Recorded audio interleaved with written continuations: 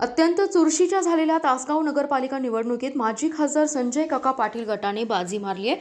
थेट नगराध्यक्षपदी या गटाच्या विजया बाबासाहेब पाटील या निवडून आल्या. त्यांना 9,541 मते मिळाली. तर त्यांच्या प्रतिस्पर्धी आमदार रोहित पाटील गटाच्या वासंती बाळासो सावंत यांना 9,442 मते मिळाली. या निवडणुकीत आमदार रोहित पाटील यांना धक्का बसलाय. तर सलग तिसऱ्यांदा पालिकेवर सत्ता मिळवून खासदार संजय काका पाटील यांनी तासगाव शहरात आपणच बॉस असल्याचं दाखवून दिलंय.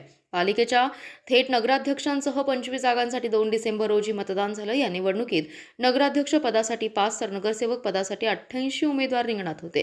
अर्ज भरताना नाराजी नाट्य रंगल्याने आमदार रोहित पाटील गटात फूट पडली. या गटापासून फारकत घेत माजी नगराध्यक्ष अजय पाटील यांनी राष्ट्रवादी अजित पवार गटातून आपल्या पत्नी ज्योती पाटील यांना उमेदवारी मिळवली. त्यामुळे त्यांची उमेदवार आमदार गटाला डोकेदुखी ठरणारी होती.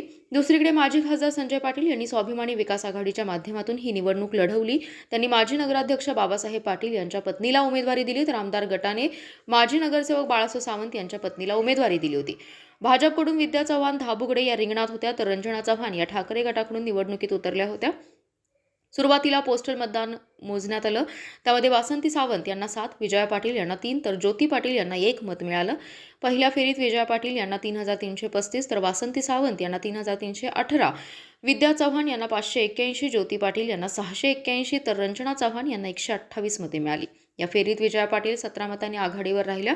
तिन्ही फेऱ्यांअखेर विद्या चव्हाण यांना 1,772, ज्योती पाटील यांना 1,992, विजया पाटील यांना 9,541 तर रंजना चव्हाण यांना 341 आणि वासंती सावंत यांना 9,442 मते मिळाली.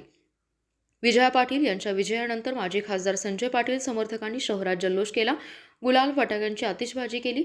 निवडणूक निर्णय अधिकारी अतुल पाटोळे यांनी विजया पाटील यांना प्रमाणपत्र दिलं. पोलीस उपअधीक्षक अशोक भवड, पोलीस निरीक्षक संग्राम शेवाळे यांच्या नेतृत्वाखाली मोठा बंदोबस्त तैनात करण्यात आला.